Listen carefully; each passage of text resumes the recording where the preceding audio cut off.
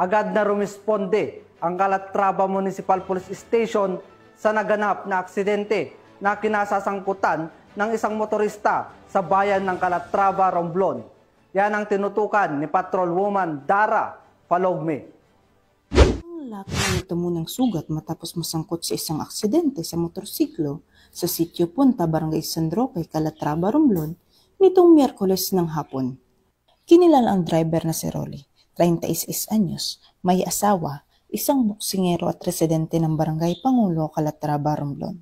Batay sa ulat ng Calatrava Municipal Police Station, bandang alas 5:10 ng hapon, nang makatanggap sila ng impormasyon mula sa isang concerned citizen ukol sa naganap na aksidente. Agad namang rumisponde sa lugar ang kapulisan ng Calatrava Municipal Police Station na pinangunahan ni Police Corporal Mayo at Police Corporal Gilindon upang beripikahin ang insidente. Sa isinagawang investigasyon, lumabas na minamaneho ni Rolly ang isang Yamaha YTX 125 na motorsiklo at walang dalang lisensya sa pagmamaneho. Habang binabaybay ang National Road patungong San Andres, biglang dumulas ang harapang gulong ng motorsiklo dahilan upang mawalan siya ng kontrol at tumama ang kanyang ulo sa konkretong harang sa gilid ng kalsada.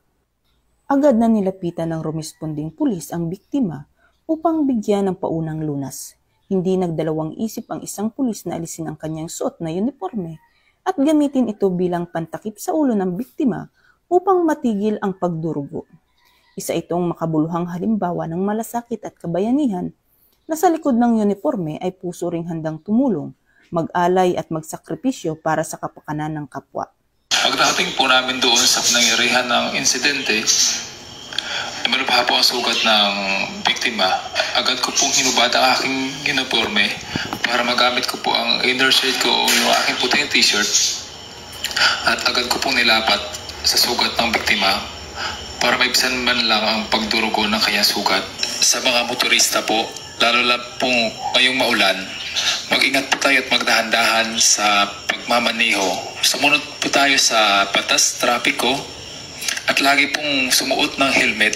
Sa mga individual naman po na nakakakita ng mga aksidentes po sa daan, ay maaari po silang agarang tumawag po sa 911 o sa ambulansya po ng kanilang munisipyo para po sa agarang lunas.